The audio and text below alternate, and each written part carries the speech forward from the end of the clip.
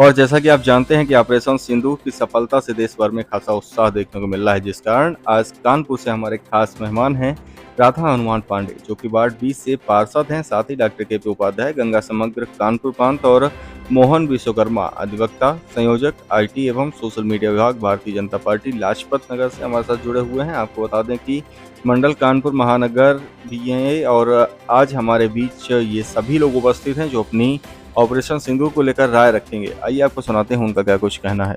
जैसा कि आप सभी जानते हैं, इस समय मैं वार्ड 20 पूर्व पार्षद श्रीमती राधा देवी जी कर यहाँ पर राधा पांडे जी के यहाँ पर हूँ और मैं इनसे कुछ बात जानना चाहूँगा कि ऑपरेशन सिंदूर के बारे में आप क्या कहना चाहते हैं। ऑपरेशन सिंदूर के बारे में कहना चाहते हैं, जैसे पाकिस्तान में और जैसे पहलगाम में आतंकवादियों ने मेरी बहन को सिंदूर उजाड़ा है, उसी तरीके मेरे प्रधानमंत्री जी ने पाकिस्तान को बर्बाद कर दिया। अब आइंदा अगर इन लोग ऐसा कुछ करेंगे, हमारे जवाब दिया जाएगा, सिंदूर का बदला लिया जाएगा। हमारी बहनों की जैसे सिंदूर उजाड़े हैं, उसी तरीके इनका आतंकवाद सब समाप्त करना चाहिए।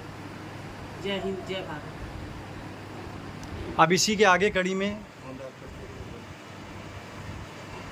डॉक्टर के पी उपाध्याय जी अपनी बात रखें। बहुत अच्छा, अभी राधा बहन ने बहुत अच्छा बताया कि पहलगाम हमले पर जिस तरीके आतंकवादियों ने मेरी बहनों का, माताओं का सिंदूर पहुंचा था, उसी को देखकर सिंदूर चलाया गया। लेकिन विपक्ष के नेता मेरे जो कुछ ये कहते हैं कि सिंदूर क्या है, अरे राहुल जी से पूछा जाए, राहुल क्या जाने सिंदूर क्या है। 40 बार हो गया सिंदूर न जाना, जब 60 आ जाएगी तो जाने की बारी।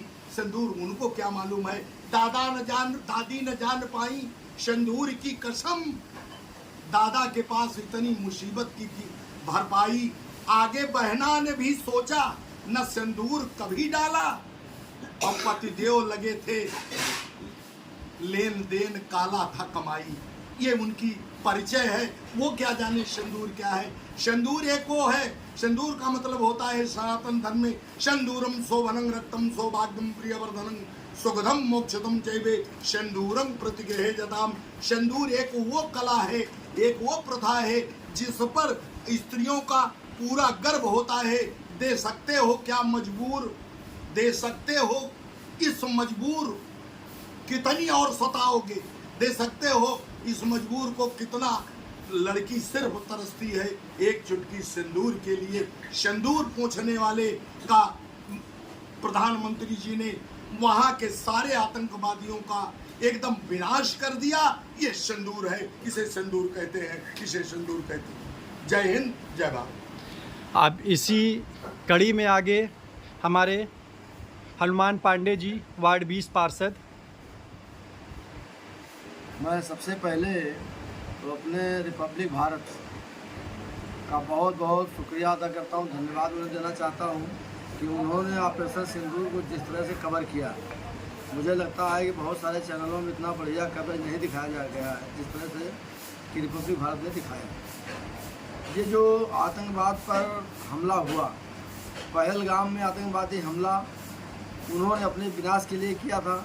हमारी माँ बहनों का जो सिंदूर पहलगाम में आतंकवादियों के द्वारा उजाड़ा गया, और उस पहलगाम का बदला जिस तरीके से हमारे देश के प्रधानमंत्री, गृह मंत्री, रक्षा मंत्री ने एकजुट होकर और देश के सभी राजनीतिक दलों ने एकजुटता दिखाकर जिस तरह से एकमत होकर, एक राय होकर सब लोगों ने ऑपरेशन सिंदूर की सफलता के लिए कामना की और एक स्वर से कहा कि नहीं, अब पाकिस्तान में हमला होना चाहिए, इसका बदला लिया जाना चाहिए।